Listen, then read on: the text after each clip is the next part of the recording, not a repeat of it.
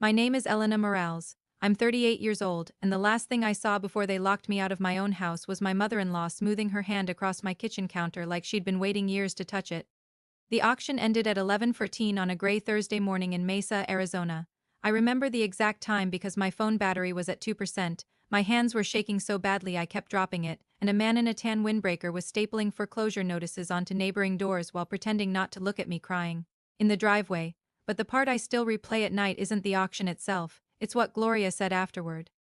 Well, she sighed, adjusting the strap of her leather purse, at least the house is staying in the family, like she was comforting me, like I was supposed to feel grateful. The crazy thing is, 13 days earlier, I still believed my husband loved me, not perfectly, not passionately, but enough to tell me the truth. Instead, he stood in our bathroom while I folded towels and asked me to lie to my parents. That's how this whole thing started. I can still see him leaning against the sink in his wrinkled blue dress shirt, sleeves rolled up, exhaustion sitting under his eyes like bruises.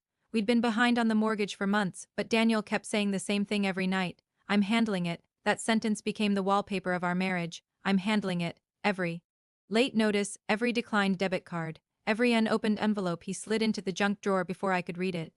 I wanted to believe him because believing him was easier than admitting I'd spent 14 years building a life with someone who looked calm while everything quietly burned down. Your parents can't know yet, he told me. I stopped folding towels. What do you mean, can't know? He rubbed his jaw, wouldn't look directly at me. We just need time. Daniel, it's temporary. Lena, temporary. That word almost ruined my life. My parents lived 20 minutes away in Gilbert. My father had owned an auto repair shop for 30 years, and my mother still packed leftovers into plastic containers every Sunday like I was 22 instead of nearly 40. They weren't rich people, but they were steady people, careful people, the kind who paid bills early, the kind who noticed things. My mother had already asked twice why I stopped wearing the gold bracelet Daniel bought me for our 10th anniversary. I hadn't told her we pawned it in February to cover utilities. Daniel stepped closer.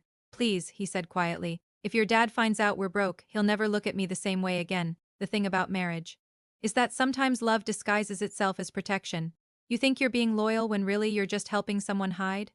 So I lied. That Sunday, I sat at my parents' dining table eating overcooked roast beef while my mother talked about replacing their water heater and my father complained about Arizona gas prices, and I lied with mashed potatoes in my mouth. We're fine, I told them. Daniel squeezed my knee under the table after I said it. That tiny gesture made me feel sick because it felt less like affection and more like relief.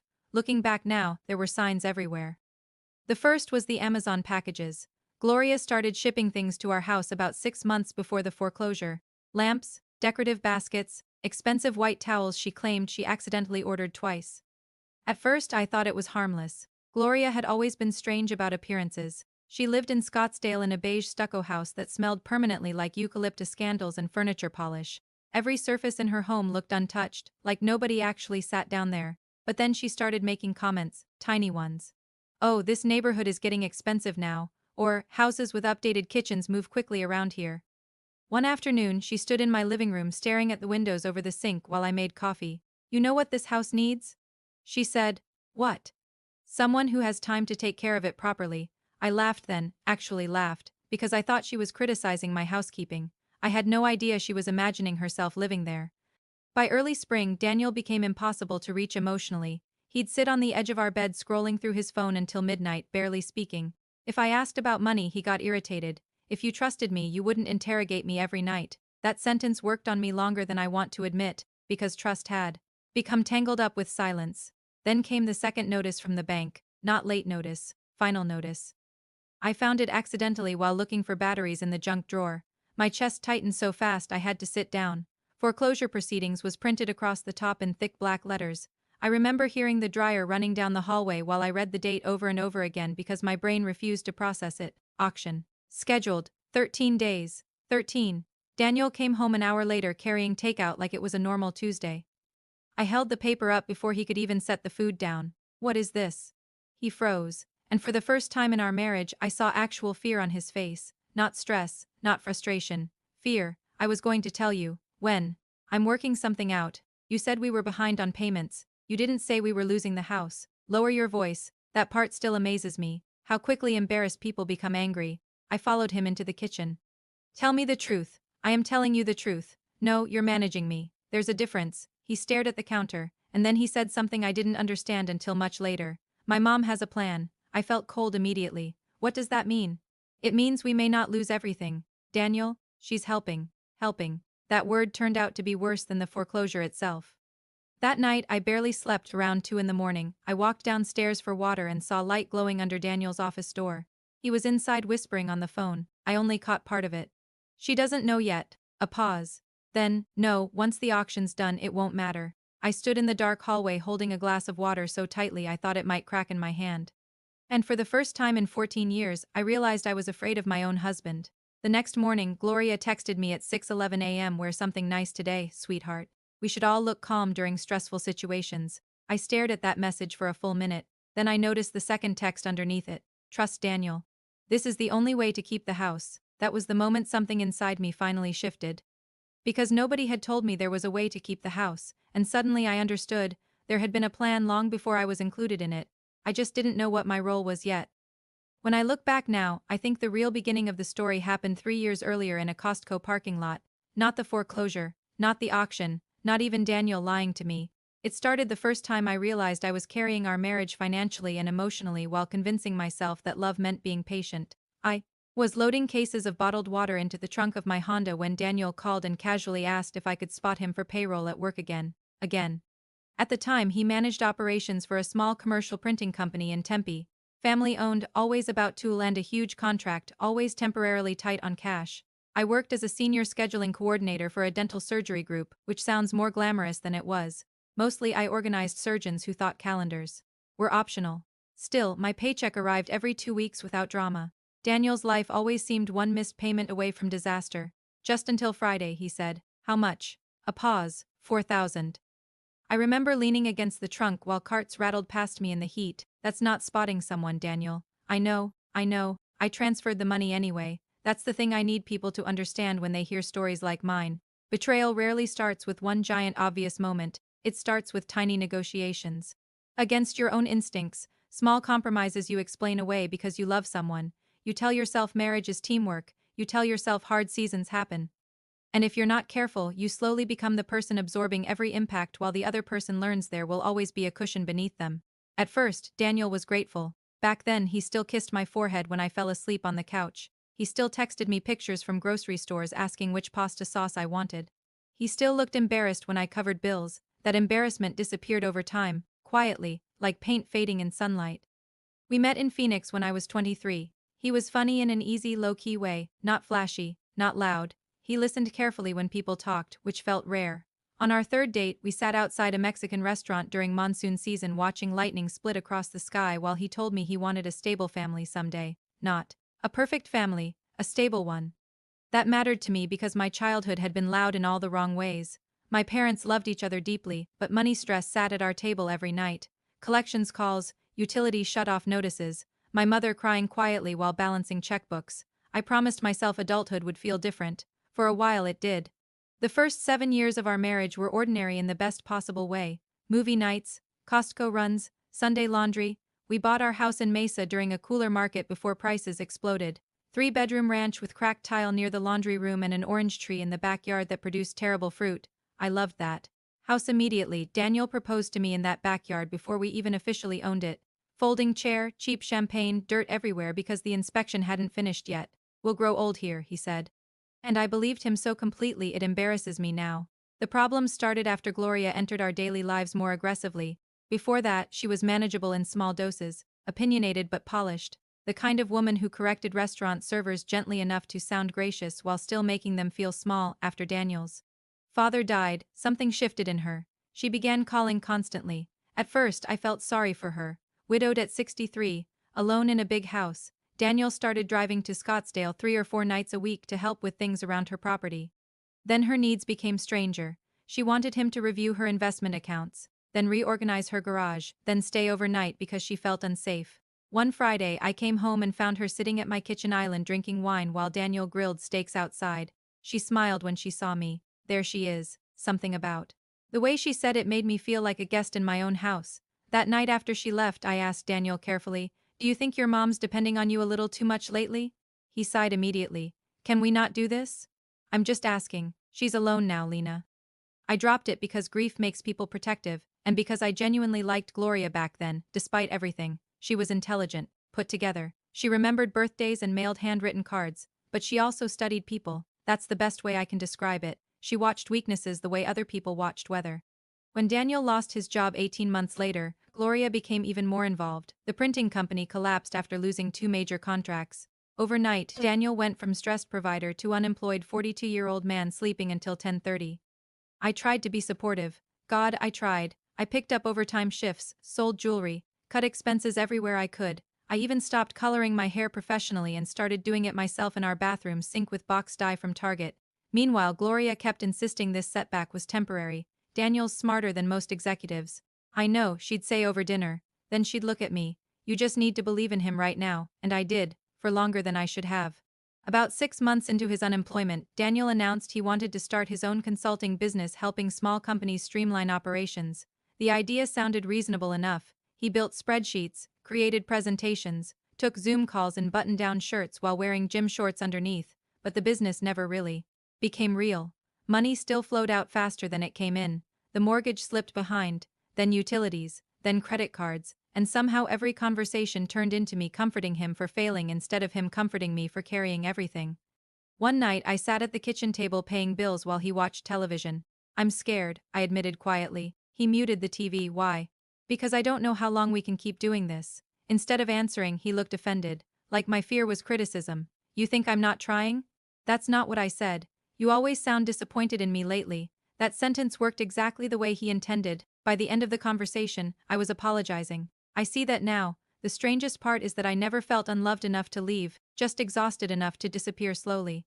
Around that same time, Gloria began asking oddly specific questions about our mortgage. How much equity do you still have? What's your interest rate? Have you considered refinancing? At first, I assumed she was trying to help. Now I understand she was gathering information. There's a memory I keep replaying from that period. It was late August. Arizona heat still brutal even after sunset. Daniel had fallen asleep on the couch with financial papers spread across his chest. I started organizing them so they wouldn't wrinkle. That's when I noticed a document from a foreclosure attorney. Not addressed to us, addressed to Gloria. I remember staring at her name while the television flickered silently across the room. When Daniel woke up, I held the paper up. Why is your mother talking to foreclosure attorneys? His expression changed too fast. Just 1 second, but enough. She's helping us figure out options. What options? She knows people. That answer sat wrong with me for days. Still, I ignored it, because by then survival had narrowed my thinking. I wasn't evaluating warning signs anymore. I was trying to get through each month without panic attacks, and honestly, I missed my husband, the real one, the man who used to dance with me in the kitchen while pasta boiled over, the man who once drove across Phoenix at midnight because I casually mentioned craving lemon cake. I kept believing that version of him would come back if I loved him hard enough. Then came the Sunday dinner at my parents' house. The one where my father asked Daniel directly, "You two okay financially?" Daniel smiled before I could answer, "Doing fine." I watched him lie effortlessly while my mother passed him cornbread, and suddenly I realized something terrifying. He wasn't panicking anymore. I was. After dinner, my father walked me to my car while Daniel loaded leftovers into the trunk. Dad leaned against the driveway and studied me quietly. "You're tired." "I'm okay, Elena." "Nobody says your full name like your father when he knows you're lying." I looked away. Then he asked the question that still hurts to remember. "Are you protecting him or protecting yourself?" I laughed too quickly. What does that even mean? But he didn't answer, because I think he already knew. 3 nights later, I woke up thirsty around 1 in the morning and realized Daniel wasn't in bed. I found him downstairs sitting at the kitchen island in the dark with Gloria on speakerphone. I only heard one sentence before they noticed me standing there. "She doesn't need to know until after the auction." The room went completely silent. Daniel stood up so fast his chair scraped the tile, and that was the exact moment I understood. Something terrible. The foreclosure wasn't happening to us, it was happening to me. I didn't confront Daniel that night. That surprises people when I tell them now. They imagine I exploded, screamed, demanded answers. But betrayal doesn't always create anger first. Sometimes it creates stillness, the kind where your body already understands something your mind is still trying to survive. I stood there in the kitchen wearing an old Arizona State sweatshirt and socks that didn't match while Daniel stared at me like a teenager caught sneaking in after curfew. Gloria was still on speakerphone. I could hear faint breathing from the other end. Nobody spoke. Finally I asked one question. "What auction?" Daniel rubbed both hands over his face. "Lena, what auction?" Gloria answered before he could. "It's complicated, sweetheart." That word again. Sweetheart. like we were discussing dinner reservations instead of my life collapsing. I walked over slowly and picked up the phone from the counter. What auction, Gloria? Her voice stayed calm, almost soothing. There are ways to protect property during financial hardship, that's not an answer. I told Daniel this conversation needed to happen earlier. Daniel snapped immediately. Mom, no, don't mom me, she shot back. You waited too long. I looked at him then, really looked at him, and what terrified me most wasn't guilt, it was exhaustion, like he'd already accepted something awful and just hoped I'd quietly accept it too. Finally he said it. We're letting the house go into foreclosure. The room tilted slightly. What? It's temporary. There is nothing temporary about foreclosure. We can buy it back. I laughed once because I genuinely thought I misheard him. With what money? That's when Gloria spoke again. I'll purchase the property at auction. Silence. The refrigerator hummed behind me. Somewhere outside, a dog barked twice. I remember every ridiculous little sound because my brain was trying desperately to anchor itself to something normal. You're buying our house? It's the safest option. For who? For everyone. Daniel stood up and started pacing. This wasn't supposed to happen like this. I turned toward him slowly. How exactly was it supposed to happen? He opened his mouth, closed it again, and that's when I knew they had discussed every detail already. Without me, my own future had become a private conversation between a mother and son. You were just going to let me think we lost the house? I asked quietly. No, that's literally what's happening. We'd stay there, he said quickly. Mom would own it temporarily until we recovered financially. I stared at him. You want me to become your mother's tenant? No, that's not in my own house. Gloria jumped in again, voice smooth and measured. Legally, it protects the asset. That word landed harder than anything else. Not home, not marriage, asset. I looked around the kitchen then, the chipped fruit bowl by the stove, the magnets from road trips, the tiny pencil marks near the pantry door where we measured our niece's height every Thanksgiving, and suddenly I understood something horrifying. They weren't talking about memories, they were talking about property value. I set the phone down very carefully. Then I walked upstairs without another word. Daniel followed me halfway. Lena, please don't do this. I turned around on the staircase. Do what? Shut down. You planned to hand our house to your mother behind my back. She was helping. No, I said quietly. She was waiting. That shut him up. For the next 3 days, our marriage became eerily polite. That's the only way I can describe it. Polite. Daniel kept acting like logistics were the issue instead of betrayal. He made coffee in the mornings, asked if I needed gas in my car, folded laundry while explaining foreclosure timelines like we were co-workers handling a project. I barely recognized him. One afternoon I came home early from work and found Gloria inside my house alone.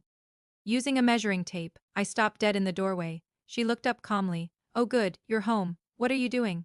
I'm checking dimensions for furniture placement. Furniture placement. I felt physically sick. This isn't your house. Her expression tightened slightly for the first time. Elena, emotions aren't helping right now. You're measuring my living room while I still live here. I'm trying to preserve stability for yourself.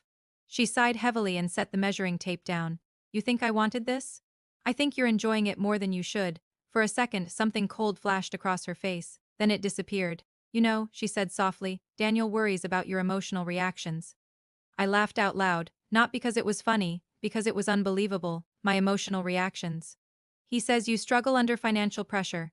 I stared at her. Then suddenly every strange conversation over the last year rearranged itself in my head.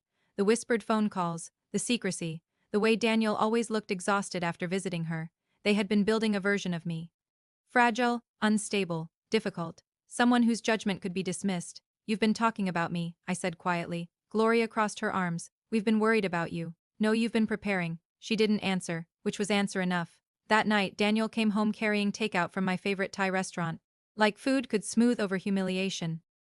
I waited until he set the bags down. Did you tell your mother I can't handle money?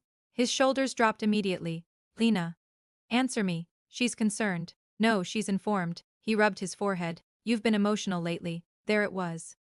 The word women hear right before people start ignoring reality. I felt something inside me settle then. Not break. Settle. Like dust after collapse. Okay, I said quietly. His eyes narrowed slightly. Okay, what? Okay, your mother buys the house. Relief flooded his face so quickly it made my stomach turn. You understand? No, I said, but I understand enough. What he didn't know was that 2 hours earlier, I'd called someone. Her name was Denise Harper, and she was a real estate attorney my coworker Rachel recommended after her divorce. I sat in my car during lunch break speaking so quietly Denise kept asking me to repeat myself. At the end of the call, she asked one question. Mrs. Morales, did your husband ever miss payments without your knowledge while transferring assets or money to family members? I looked out at the dental office parking lot shimmering in the heat and suddenly remembered something. 3 months earlier, Daniel sold his restored Mustang, $28,000 cash. He told me the money went toward debt, but none of our balances changed. Not the mortgage, not the credit cards, nothing. I felt cold all over. I think so, I whispered. Denise became very still on the phone. Do not leave that house voluntarily until you have documentation. That sentence changed everything. The next morning, I started paying attention instead of panicking. Daniel left his laptop, open constantly now, careless, comfortable. Like the decision had already been made. One afternoon while he showered, I sat at the kitchen island and opened a folder labeled temp. Inside were bank transfers, dozens, mostly small enough not to attract attention, 3,000, 5,000, 7,000, all rooted to Gloria, over 11 months. I felt physically nauseous reading them. Mortgage money, savings money. Money from selling my bracelet, money from Daniel's Mustang, all flowing quietly into his mother's account while he told me we were drowning. At the bottom of the folder sat a scanned document dated 8 months earlier, a pre-auction financing approval, for Gloria, specifically referencing our property address. I couldn't breathe. For a second, 8 months. They'd been planning this for 8 months. My hands shook so badly I nearly dropped the laptop. Then footsteps sounded upstairs. I closed everything just before Daniel walked back into the kitchen drying his hair with a towel. You okay? He asked casually.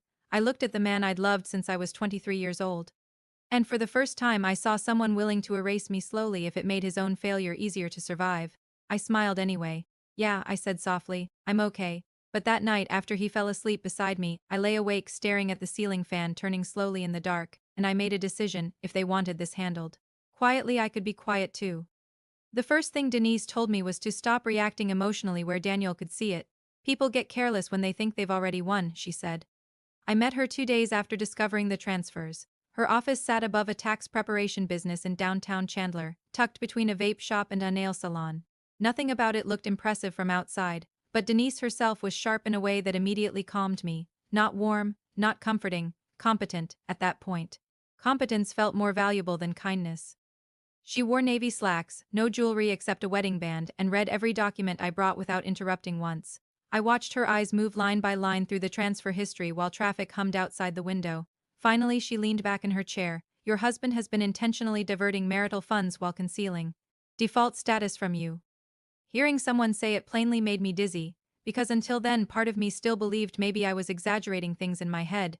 Denise tapped the stack of papers. The issue isn't just foreclosure, it's concealment. I swallowed hard. Can I stop the auction? Probably not in this time frame. The disappointment must have shown on my face because she softened slightly. But that doesn't mean they walk away clean. That sentence carried me for weeks. Denise explained things slowly. Arizona community property laws, fiduciary responsibility within marriage, fraudulent conveyance concerns, documentation trails, words I'd never imagined applying to my life. By the end of the meeting, she gave me a legal pad with 3 instructions written across the top. Do not confront further, copy everything, move money quietly. I followed every instruction exactly. That night I sat across from Daniel eating chicken parmesan while he casually discussed replacing the living room flooring after things stabilize. The audacity of that sentence almost made me laugh. After things stabilize. As if his mother purchasing our house behind my back was a temporary weather event. Meanwhile, I had already opened a separate checking account at Desert Financial Credit Union during my lunch break. For the first time in years, I stopped depositing my entire paycheck into our joint account, not dramatically, not enough for him to notice immediately, just enough to survive. The strange thing about betrayal is how quickly love turns observational. I began watching Daniel the way nurses watch patients after surgery, calmly, carefully, recording details. I noticed he only relaxed after calls with Gloria. I noticed he stopped discussing numbers entirely because he assumed I'd surrendered. I noticed he slept better. That part hurt most. While I was having chest pains from stress, he was finally resting. A week before the auction, Gloria invited us to dinner at her house. I almost refused. Denise told me to go. People reveal themselves when they feel safe, she said. So I wore a cream-colored blouse, curled my hair, and drove to Scottsdale beside my husband while pretending my marriage hadn't become an organized financial ambush. Gloria's dining room looked like a furniture showroom, beige candles, white orchids, crystal glasses nobody actually enjoyed drinking from.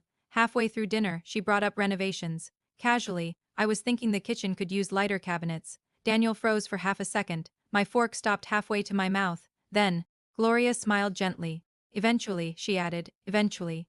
Like ownership was already emotionally settled. I set my fork down carefully. You seem very comfortable discussing changes to my house. Silence spread across the table. Daniel immediately jumped in. Mom's just trying to help. Gloria folded her napkin. Elena, I understand this transition feels difficult. Transition, not crisis. Not betrayal. Transition. Something inside me hardened permanently right there at that table, because I realized Gloria truly believed she was the reasonable one.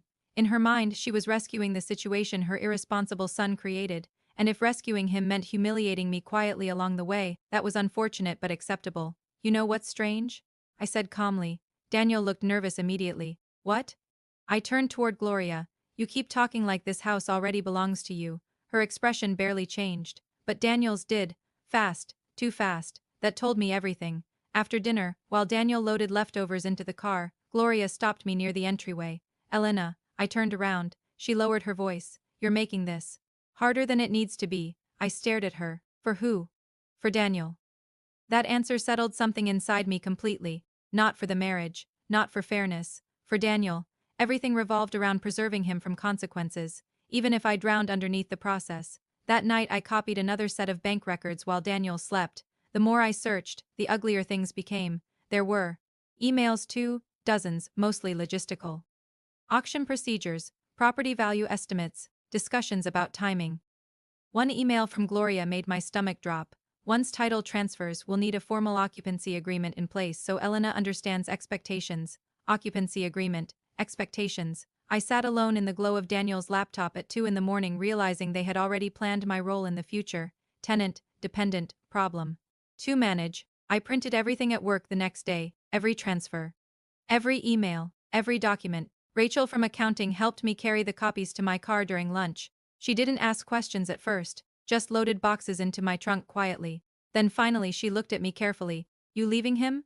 I surprised myself with the answer. I think he already left me. 3 days before the auction, Denise filed an emergency motion related to concealed marital assets and improper transfers. Not enough to stop the foreclosure immediately but enough to create legal exposure neither Daniel nor Gloria expected. That same afternoon, I moved the last sentimental things out of the house quietly. Photo albums. My grandmother's recipe cards. The ceramic Christmas ornaments my mother painted every year. I did it while Daniel was meeting Gloria for lunch. I remember wrapping dishes in newspaper while sunlight crossed the kitchen floor and realizing something strange. I wasn't grieving the house anymore. I was grieving the woman who kept trying to save everyone else while nobody protected her. The auction morning arrived hot and windless. Arizona skies can look cruelly beautiful during terrible moments. Bright blue, no clouds, the kind of weather that makes suffering feel oddly invisible because the world itself looks untouched. Daniel barely spoke while getting dressed. Neither did I. He wore the same blue dress shirt from the night he asked me to lie to my parents. I noticed that immediately. By then every detail felt symbolic. When we arrived at the courthouse steps, Gloria was already there holding iced coffee for both of them. Not for me. That tiny detail almost made me smile, because cruelty always reveals itself in small habits first. She looked elegant and rested in a pale linen outfit while I felt hollowed out from weeks without sleep. Morning, she said gently. I nodded once. People milled around everywhere holding folders and paperwork, investors, lawyers, couples whispering anxiously beside vending machines. Human disaster packaged into administrative routine. Daniel stood beside me but not close enough to touch, like even he understood something irreversible had happened between us. Then the bidding started.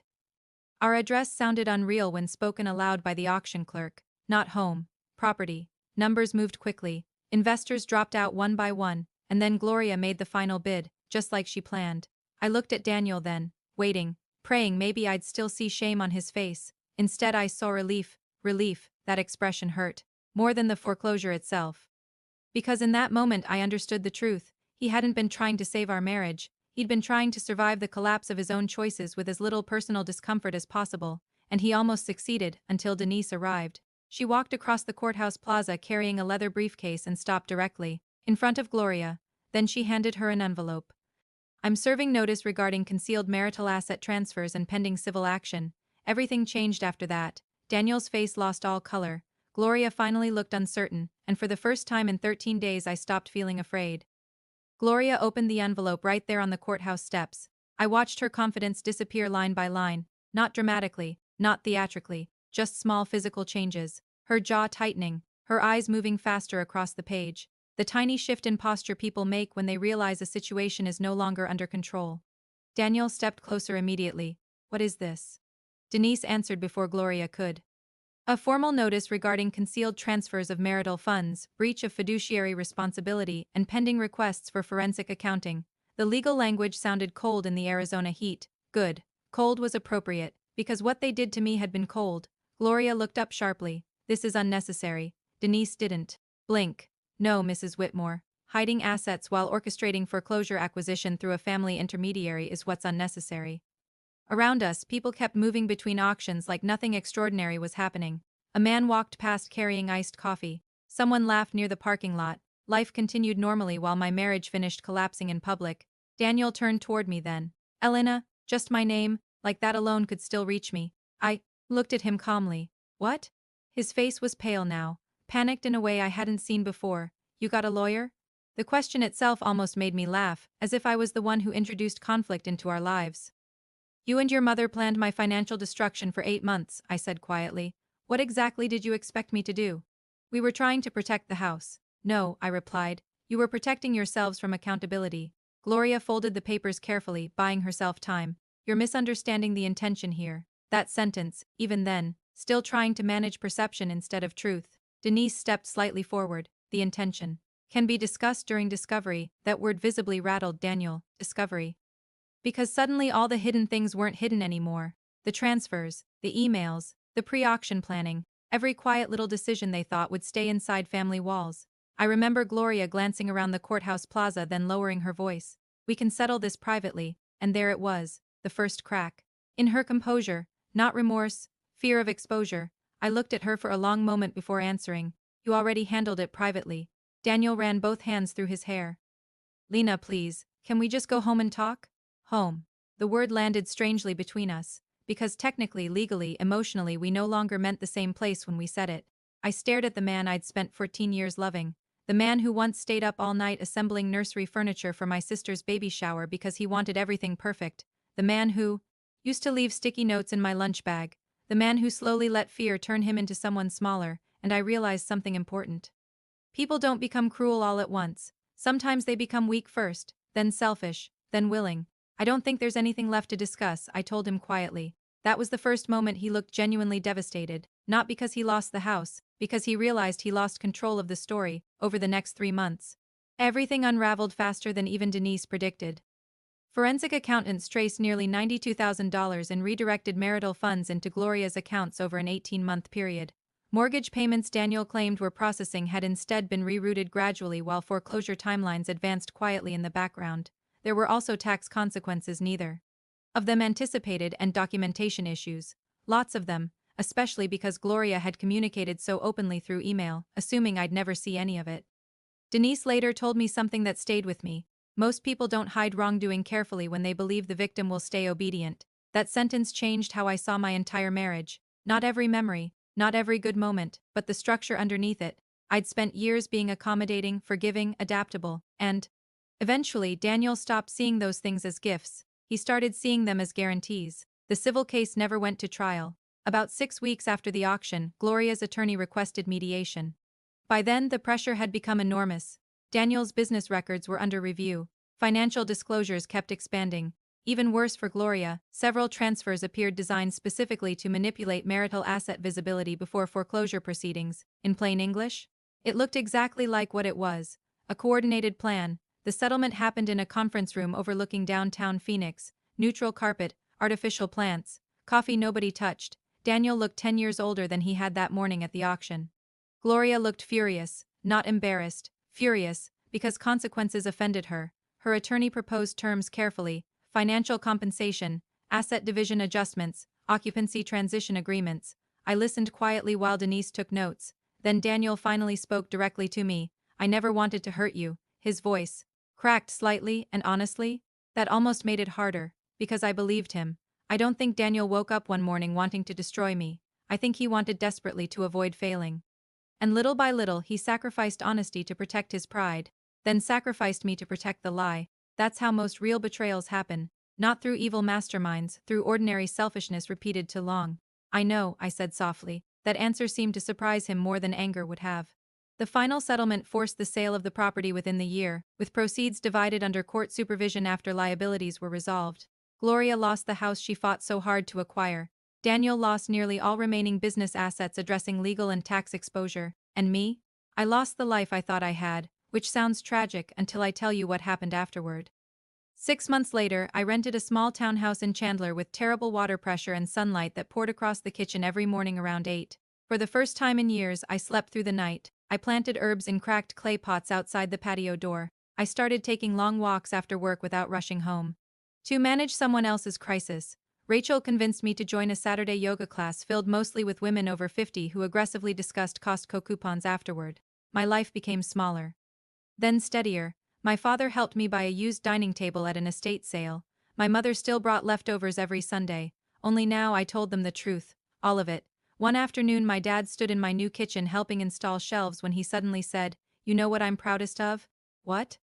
"You didn't let bitterness turn you cruel." I cried harder at that than I did during the foreclosure, because he understood something important: surviving betrayal without becoming someone hard is its own kind of victory. Daniel texted occasionally at first, mostly apologies, explanations. Once, a photo of the orange tree from our old backyard after new owners moved in.